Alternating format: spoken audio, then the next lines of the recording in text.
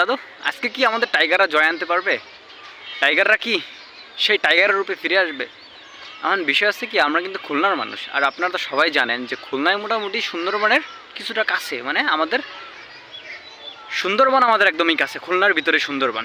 তো অনেকে আমাদেরকে বলে যে তোরা আছে কি বাঘের কাছের লোক বা বাঘের মানুষের বাঘের সাইডের মানুষ, তোদের আশপাশে বাঘ ঘোরে, হ্যাঁ তোরা চাইলে বাংলাদেশের টাইগারদের মানে জাগ্রত করতে পারবি তোরা চাইলে। তো এখন সেই সুবাদে যেহেতু আমরা খুলনার মানুষ আর বাঘ আমাদের আশপাশে ঘুরে, সবাই আমাদের মনে করে যে আমরা মনে হয় বাঘ।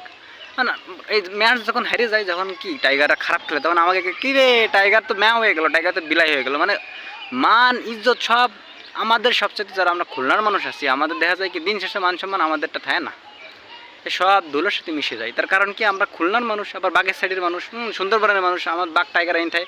আর আমার একটা কথা আছে কি, আবেদন যেটা, এই যে ক্রিকেট বোর্ড থেকে এই যে লোগোটা, এই বাঘটা সরাই দিয়ে যায় না, অন্য কিছু দিলাম আমরা, আরও তো অনেক প্রাণী আছে, কিন্তু এই বাঘ দেওয়ার কারণে হয় কি, মানে আমরা খুলনার মানুষের উপরে বেলা চাপ আসে।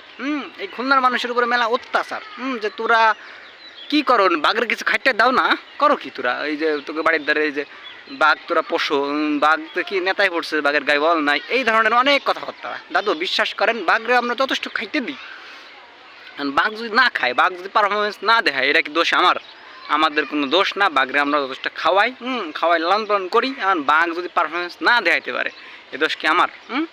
আমরা তো সবসময় চাই যে আমাদের টাইগাররা সেই বাঘের রূপে ফিরে আসুক এবং সব ম্যাচ জিতুক, কিন্তু বাঘের তো সে গায়ে বল নাই, বাঘ তো পারে না, এর দোষ কি আমাদের? আমরা বাঘরে যথেষ্ট খাই, চাইলে আপনারাও খাইতে পারেন।